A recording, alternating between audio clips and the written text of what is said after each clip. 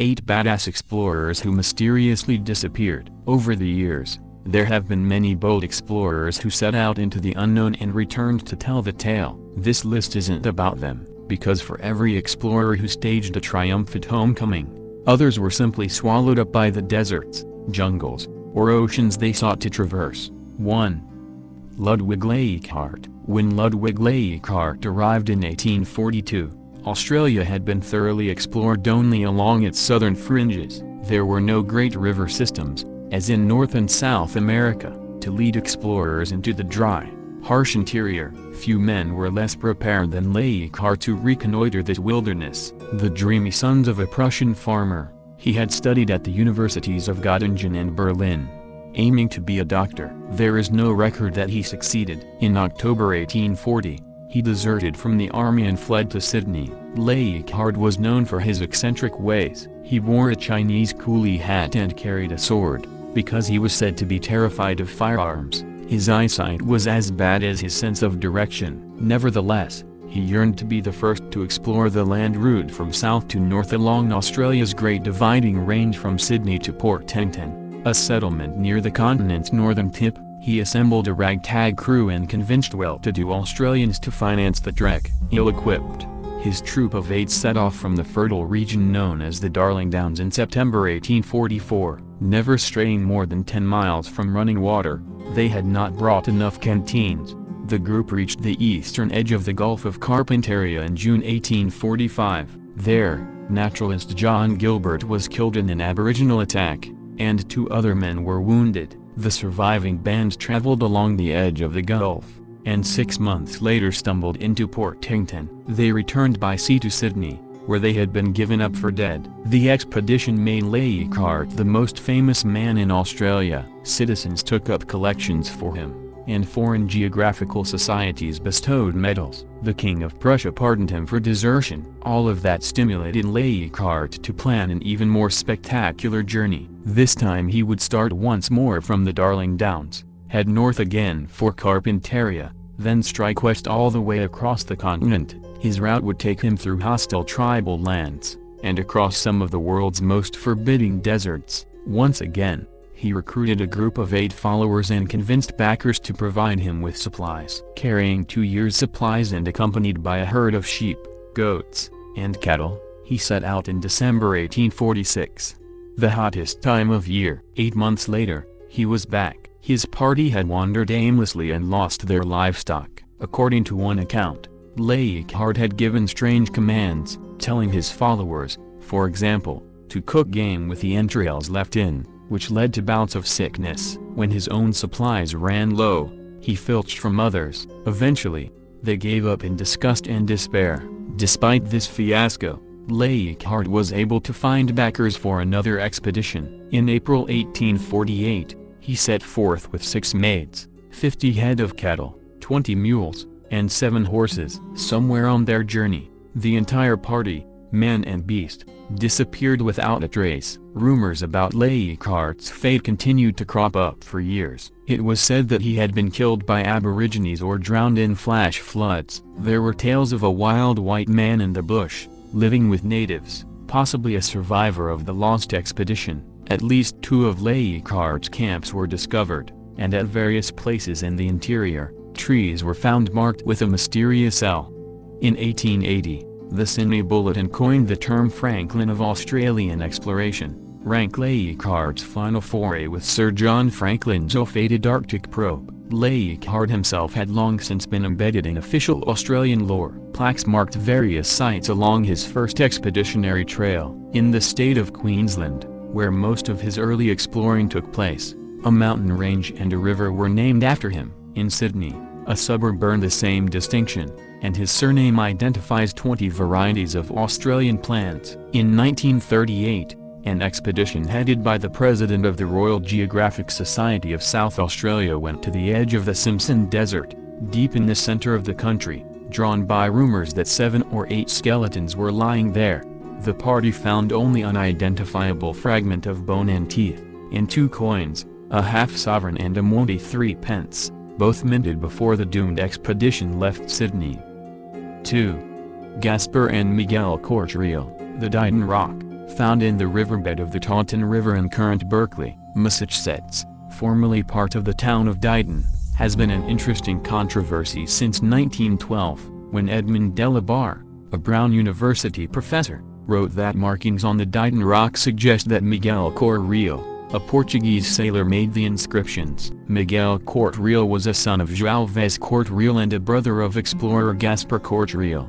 Gaspar explored Greenland in 1499. He stayed there for several months with his team before icebergs forced them to return to Portugal. The Portuguese brothers Gaspar and Miguel Corte-Real both vanished during separate voyages to the coastline of modern-day Canada. In 1501, Gaspar led a 3-ship fleet on an expedition to the shores of Newfoundland. After claiming 57 First Nations people as slaves, he tasked his brother Miguel with ferrying them back to Portugal. Gaspar was expected to follow shortly thereafter, but neither he nor his ship were never seen again. I'm left wondering what happened to those native slaves in Portugal. Miguel Corte-Real returned to the New World in 1502, on a quest to find and rescue his brother. After arriving in Newfoundland, his 3 caravels split up and began a frantic search of the coastline. But while the other 2 vessels later returned to their rendezvous point, Miguel's ship vanished without a trace. The fate of the 2 Corte-Reals remains a mystery,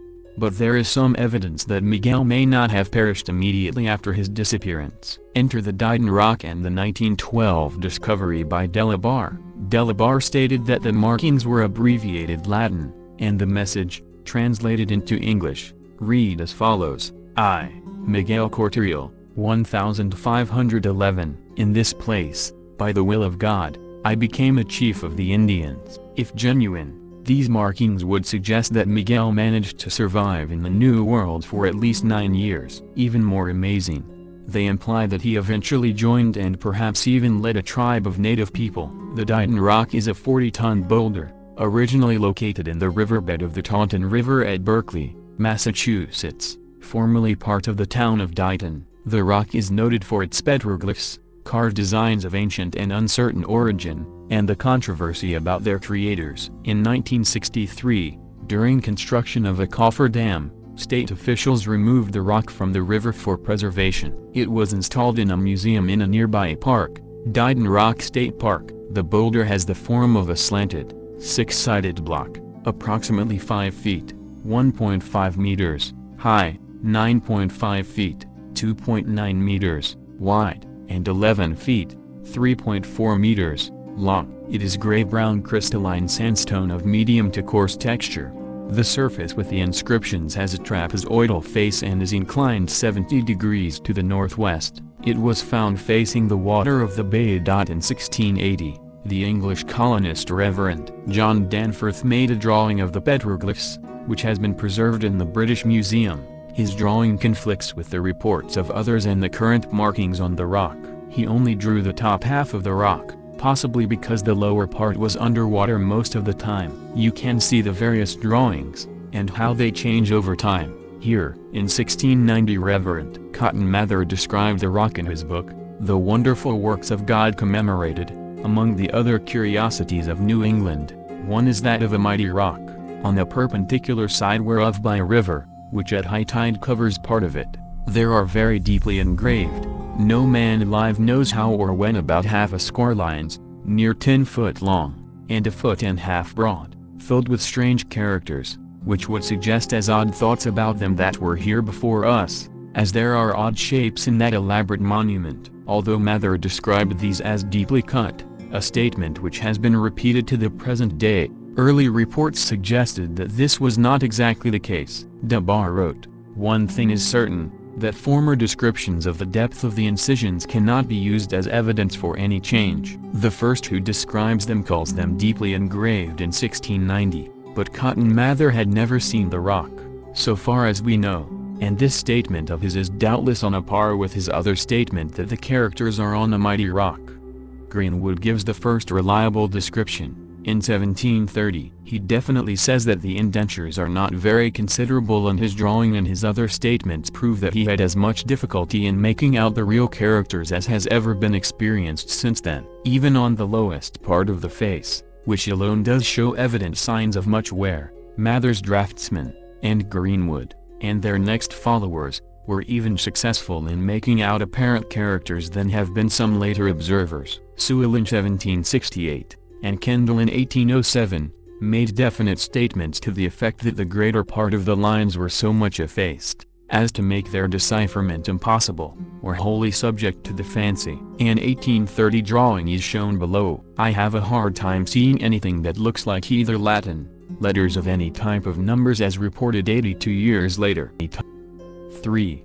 Park Young-seok. The mighty Himalayan peak known as Annapurna I is one of the deadliest climbs in the world, with an astonishing fatality-to-summit ratio of 38%. But that didn't faze legendary South Korean climber Park Young-seok. The intrepid mountaineer had set records across the globe, including becoming the first person to achieve the Adventurer's Grand Slam by climbing the 14 highest Himalayas, the highest mountain on each continent, and reaching the North and South Poles. Along the way, he developed a reputation as the bad boy of the exploring world. It was rumored that he stole the South Pole marker, but Park was a deadly serious climber at heart, once setting a record by scaling 6 of the tallest Himalayas in 1 year. While trying to establish a new route on the south face of Everest, 2 of his closest friends were killed in the fall. Park went on a drinking binge for 6 months and then reappeared, vowing to conquer the peak at any cost. He succeeded in 2009, pioneering the new line on the mountain's south face. Park and his team left their base camp on October 17, aiming for the summit via a new route on the south side. Park had told the base camp that they were in extreme conditions with rocks falling from the peak due to heavy snow. He last contacted the base camp on Tuesday at 7 p.m. Korean time, and since then there has been no contact, according to the KOF. A spokesman from the KOF said he was very concerned as it seemed there had been an accident. The KOF has found no sign of him despite a search on the mountain by helicopter on Thursday, the official said. Generally in 36 hours the searching team would have expected to see him, and they did not. So we think he must have been in an accident, the spokesman added. Park has climbed all 14 8,000ers and skied to both the North and South Poles. He carved a new route to Mount Everest in 2009. Last year, Park tried to scale Annapurna's south face, but failed to reach the summit due to bad weather conditions. Park said before this year's expedition that he must reach the summit no matter what the conditions. I won't just return home like last time, I will reach the summit no matter how long it will take, he said before his departure. At the base camp, we have a lot of amateur climbers, such as television crew, and we have to search with workers from Kathmandu, the KOF official said. Sherpas will be part of the search mission. Annapurna is one of the world's 14 highest peaks, which are collectively called 8,000ers, since each is at least 8,000 meters above sea level. Park, 47, has already scaled Annapurna and returned this year to try a different route on the southern side of the mountain. Park is the first of 4 South Koreans to have climbed all 14 8,000ers. In 2005, he became the first in the world to complete the True Adventurer's Grand Slam, which entails reaching the North Pole and the South Pole, and scaling the 14 highest peaks. Throughout his career, Park famously refused to quit smoking, predicting that he would be killed long before cancer could catch up with him. In 2011, his prediction came true as he and 2 companions vanished while trying a new route up Annapurna. He was last heard from on October 18, when he radioed his intention to return to base camp following a gale and rock slide. A search party discovered a rope buried in the snow, but no trace of Park or his team members could be found. 4. Peng Jiamu. When Young-seok heard the news that a corpse deep in the Loch Ness desert might be that of lost scientist Peng Jiamu, 1925 to 1980, he could not hide his anxiety. "We all hope this time we can find him," said Gong, a retired scientist at Shanghai Institute of Biochemistry and Cell Biology, under the Chinese Academy of Sciences, CAS. "If he could be found, we would have the chance to tell the complete story of the great scientist," he told China Daily. The 68-year-old scientist used to work with Peng, who disappeared in his desperate exploration of the Loch Ness Desert in the Xinjiang Uyghur Autonomous Region of northwestern China in 1980. Born in Guangdong Province in 1925, and graduated in 1947, from the then Central University of China, now Nanjing University, as a biology student, Peng's life has been closely tied with scientific exploration in China. In 1956, already a famous biologist at Shanghai Institute of Biochemistry and Cell Biology, when Peng heard that the CAS would organize a massive expedition in Xinjiang, he immediately gave up his chances of studying abroad and filed an application. "I have a strong wish to explore the frontiers. I have the courage to pave a way in the wilderness," wrote Peng in his application letter to the then CAS president Goguryeo, 1892–1979. In 1957, he was diagnosed with a malign tumor, but after recovering in Shanghai, Peng immediately returned to Xinjiang for further exploration. In an article written in 1999, Chen Zikai, a scientist of Xinjiang Institute of Chemistry, CAS, recalled his work with Peng in Lop Nur in 1964. Lop Nur used to be a huge marsh in the eastern part of Xinjiang. With the drying up of the Tarim River in the late 20th century, it largely became an infertile desert, but still dotted with soft and wet riverbeds. Its complicated topography, extreme weather and frequent movements of sand dunes have caused the deaths of hundreds of people. Despite the harsh conditions, Peng did not hesitate to trek into the desert, by car, horse, donkey and canoe. He traveled thousands of miles on that trip. Eventually, his team measured that the annual accumulation of potassium in the desert was 750,000 tons, according to Chen. In his repeated field explorations, Peng also discovered dozens of wild species in Lop Nur and other parts of Xinjiang. Chen described that during the expedition, Peng's car often plunged into soft riverbeds or moving dunes, but Peng was always optimistic and had high confidence in his work, Chen wrote. During the disastrous Cultural Revolution, 1966–76, Peng, Chen and other scientists in the expedition team could not continue their explorations. However, Chen recalled that Peng firmly believed he would soon have the chance to explore Lop Nur again. Peng's hopes were not in vain. In 1979, he was appointed as the vice president of Xinjiang branch of CAS, and in the summer of 1980, he led a team of chemists, geologists, biologists and archaeologists into Lop Nur again. The trip turned out to be fatal for him. Wang Wangxuan, Peng's driver in his last expedition, recalled in a recent article in Beijing-based magazine Social Observation that the road was very difficult and water was running out. Some people in the team began to complain and wanted to return in advance. Peng convened his team members and said firmly, "Science is to walk a road not traveled by other people." His confidence helped the others keep working. "I can never forget the encouraging words and the decisive attitude of Peng," Wang said. 5 days after the speech, on June 17, Peng disappeared outside the camp of the team, after leaving a note saying he was going out to find water. Peng's disappearance upset the top Chinese leaders, including Deng Xiaoping.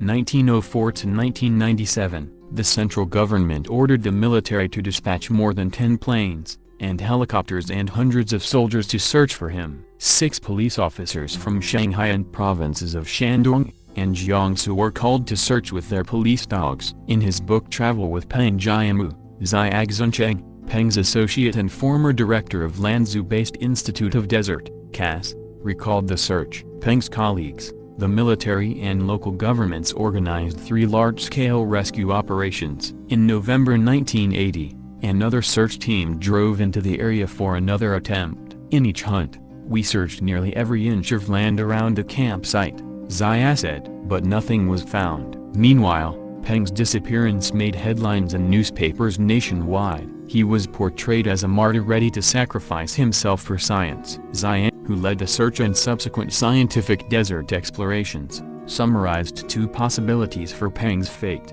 One possibility is that Peng was buried by sandstorm.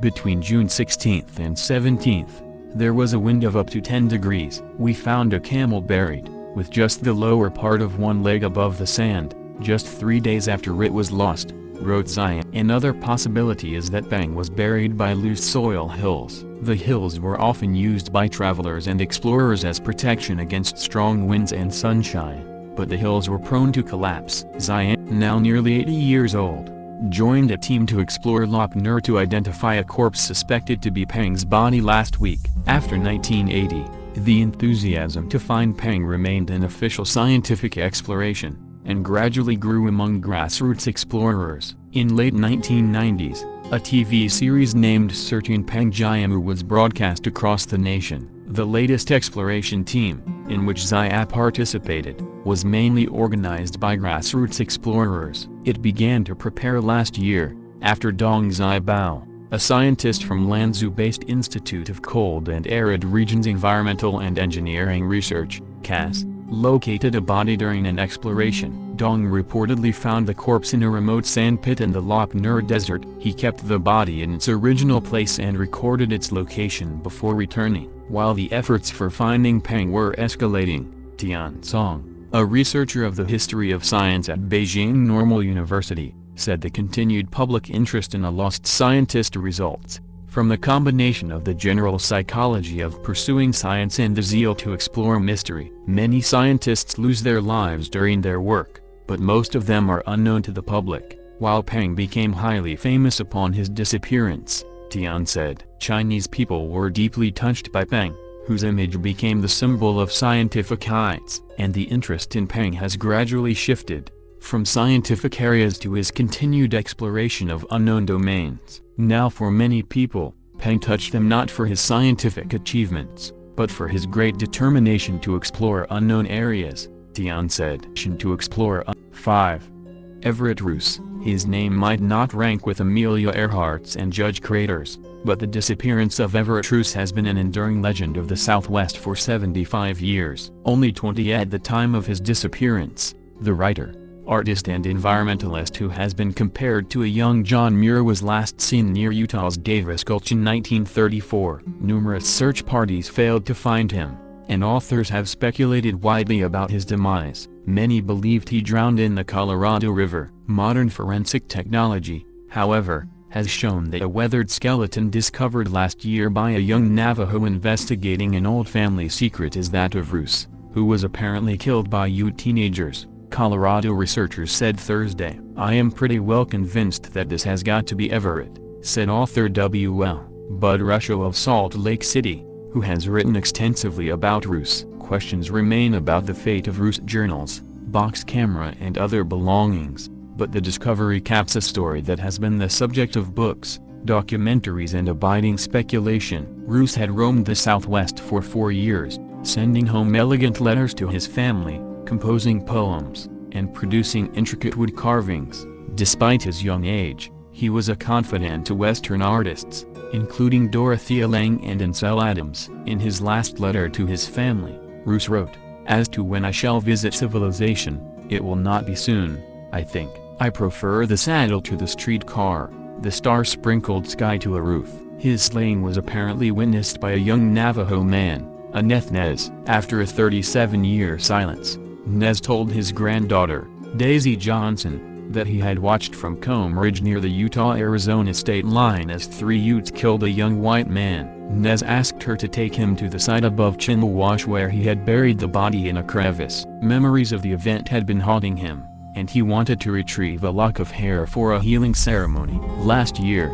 Johnson told her younger brother Denny Belson about the episode and took him to the area of the grave. In a telephone news conference arranged by National Geographic Adventure magazine, where the new findings are being reported, Belson said he found the grave site in an hour and a half. "When I looked in the crevice and saw the top of the skull there, I knew it was him," Belson said. Also at the site was his grandfather's saddle, which had been left behind because it had gotten bloody. Belson called in the FBI, which investigates homicides on Native American territory. After a cursory investigation at the site in which agents shattered the skull, the FBI concluded the victim was a Navajo and that I was wasting their time, he said. But the remains were excavated by Ron Maldonado, the Navajo Nation's supervisory archaeologist, and sent to anthropologist Dennis Van Gerven of the University of Colorado at Boulder. Van Gerven had never heard of Ruess and was actually not interested, he said, but persistent inquiries from David Roberts,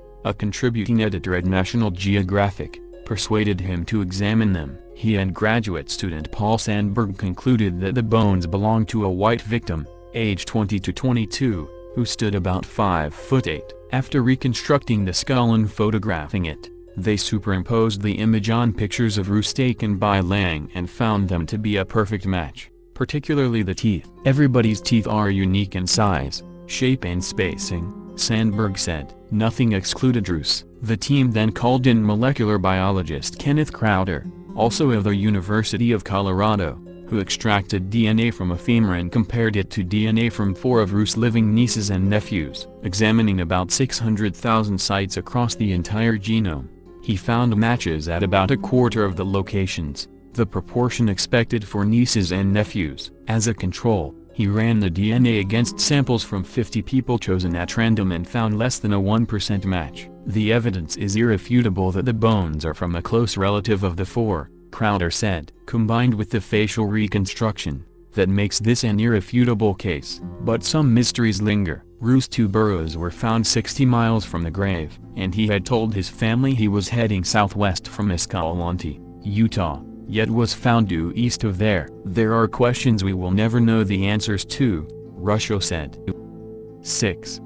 George Bass. George Bass, 1771–1803, surgeon and sailor, was born on January 30, 1771, at Aswarby in Lincolnshire, England, the only child of George Bass, a tenant farmer, and his wife Sarah, née Newman. When his father died in 1777, George moved with his mother to Boston. For 5 years he was apprenticed to the local surgeon apothecary Patrick Francis, and at 18 he was accepted, after examination in London, as a member of the Company of Surgeons. 2 months later he was again examined and certified as a surgeon's mate. Any rate, within a week he was in the Navy, at sea in HMS Flirt. Late in 1789, he was transferred to the Gorgon and, while it was fitting out at Portsmouth, went to London for another examination which won him promotion to surgeon second-rate. He had brief postings in several ships, became proficient in navigation and seamanship and fluent in Spanish. He possessed some 90 books on many subjects, and through print and spoken word he had learned much of the Pacific explorers. When he heard that the Reliance was fitting out for New South Wales, he obtained a transfer to her in April 1794, taking with him as personal servant a boy named William Martin. Henry Waterhouse was in command and Matthew Flinders master's mate when the Reliance sailed with Governor John Hunter. They arrived at Port Jackson on September 7, 1795. Finding that little of the coast had been explored, Bass, Flinders and young Martin fitted a mast to a small rowing boat of about 8 foot, 2.4 meters, keel that Bass had brought with him, and 7 weeks after arrival they examined the Georges River which entered Botany Bay. Their favorable report induced Hunter to examine the country and establish a settlement at Bankstown. A voyage to Norfolk Island in the Reliance interrupted their exploration, but in March 1796, they set out again in another Tom Thumb to find a river supposed to enter the sea south of Botany Bay. Flinders' log described their perilous adventures,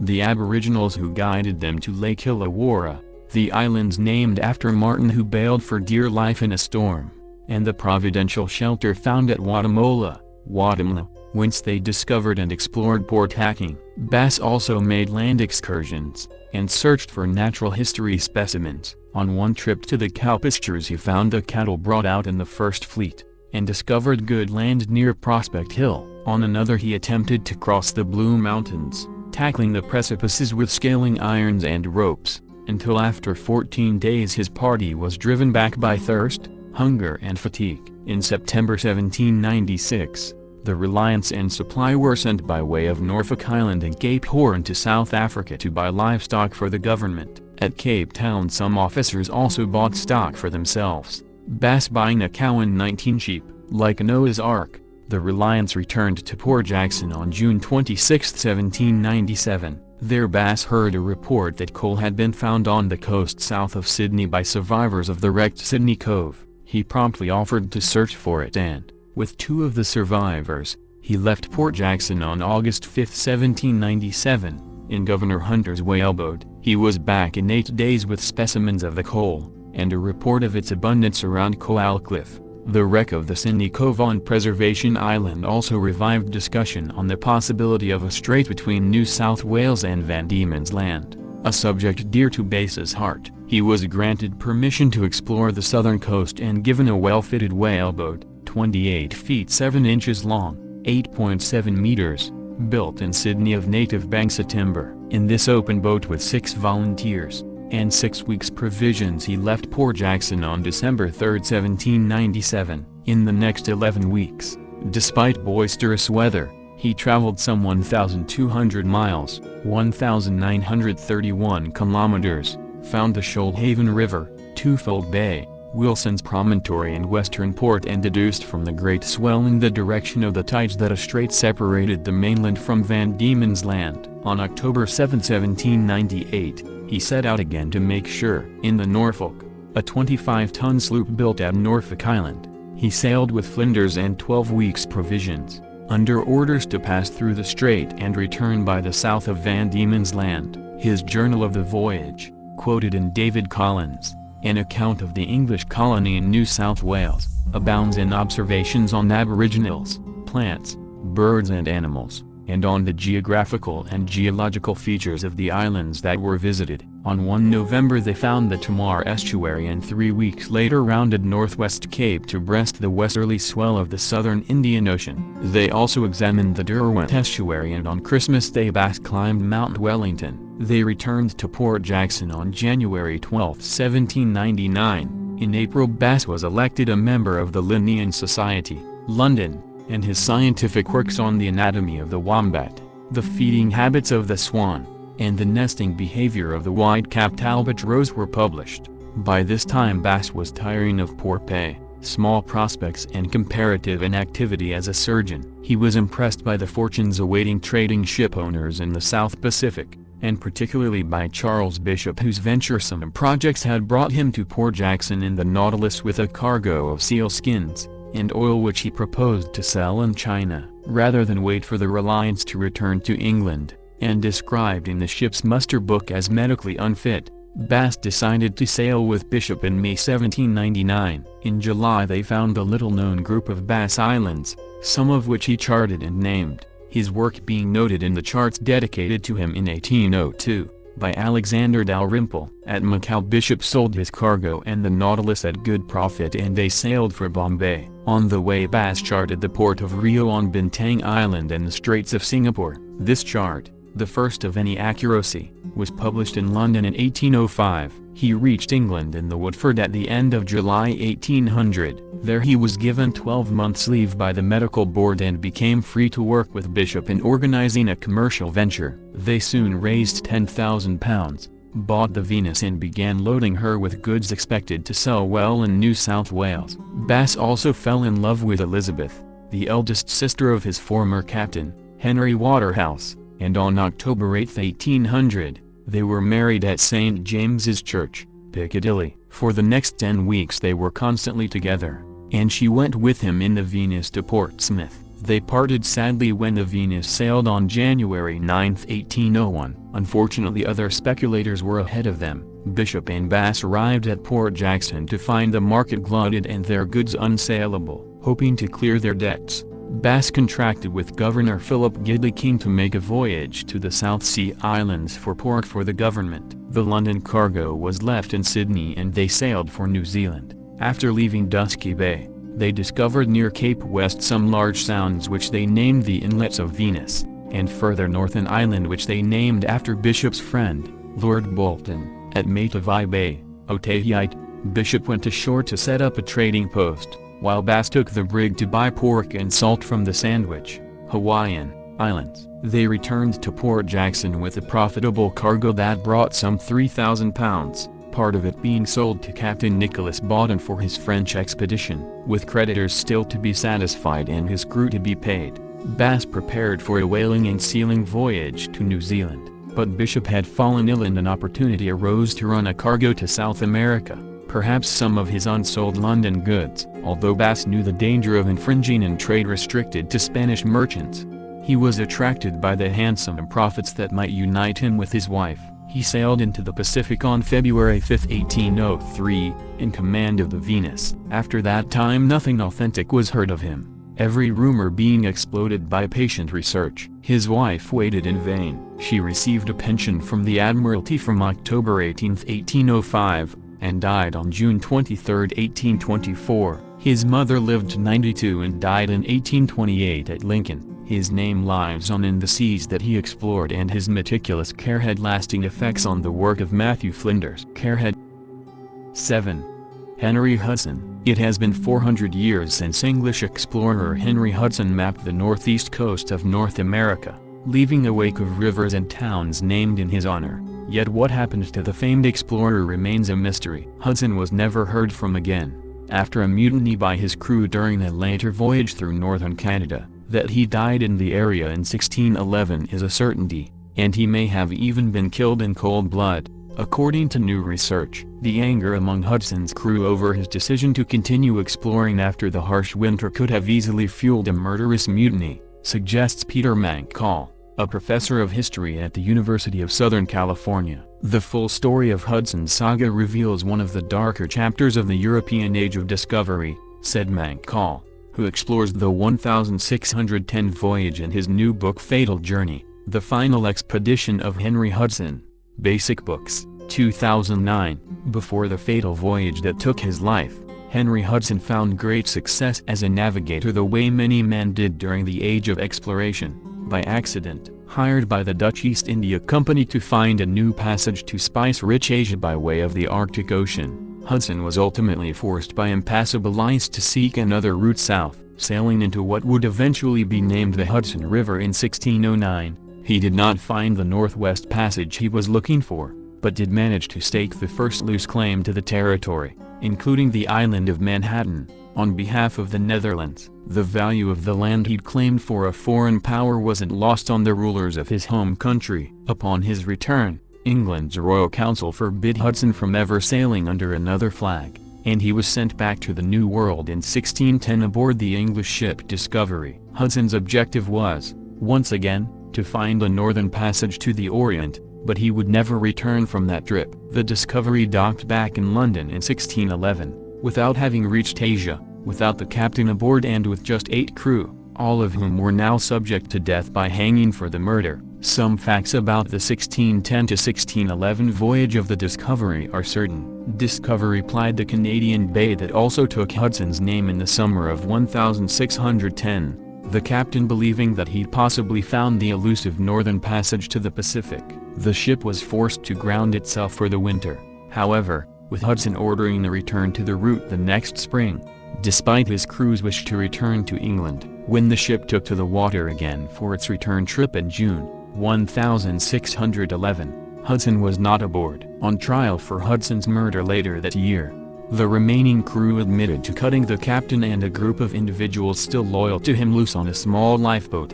According to court documents, none of the men was convicted of the murder or even punished for the mutiny, and historians generally believe their claims, too. But some physical evidence points to a more violent end for the captain, Mancall believes. Mancall highlighted evidence that was found and documented after the ship docked in London, bloodstains, most damningly, along with letters from another sailor mentioning the growing personal rift between captain and crew. A number of Hudson's possessions were also missing, since Hudson's body was never found. However, it will never be known for sure whether the captain was murdered or given a more subtle death sentence. Set adrift in the harsh environment of northern Canada, it was Hudson's steely nature to press on and meet his objective that led to his demise, whatever that may have been. Historians agree. Hudson was one of the most intrepid and important explorers of his age, said Mancall. He was not a man who easily gave up. 8. Francisco de Hoces. Relatively little is known for sure about Francisco de Hoces, but we can say that he was a Spanish sailor who joined Joffre de Loasa's 1525 expedition, which aimed to follow Magellan's route around the southern tip of South America and across the Pacific. For most of history, the expedition was best known for the participation of Juan Sebastian Elcano, who completed the first circumnavigation of the Earth after Magellan's death. Inexplicably not deterred by his harrowing first voyage around the world, Elcano eventually died of scurvy in the middle of the Pacific. However, in recent years considerable attention has been given to de Hoces, who commanded a ship called the San Lesmes. At the time, Europeans were unsure of how far south Tierra del Fuego extended and only knew how to reach the Pacific through the Strait of Magellan. But de Loais's expedition was caught in a terrible gale just as they reached the mouth of the strait. The San Lesmes was separated from the rest of the fleet and blown toward Antarctica, apparently to a latitude of 56 degrees south. That would make the crew of the San Lesmes the first Europeans to see the open ocean south of Tierra del Fuego. De Hoces was able to rejoin the expedition, only to be separated by yet another gale once the fleet had passed through the Strait of Magellan. This time, the San Lesmes was never seen again. It also largely vanished from history until 1975, when the Australian writer Robert Langdon proposed a sensational theory. 316th century Spanish cannons had been found on Emmanuel Atoll, east of Tahiti, and Langdon suggested that they were probably from the San Lesmes. In Langdon's theory, de Hoces dumped the heavy cannons on Emmanuel and then journeyed to various Pacific islands, intermarrying with the locals and introducing Spanish culture. He then made a bold attempt to sail back to Spain, but was blown off course to New Zealand, where he settled, creating a number of Maori legends in the process. Of course, Langdon's theory remains extremely controversial among historians, who continue to regard the fate of the San Lesmes as a mystery.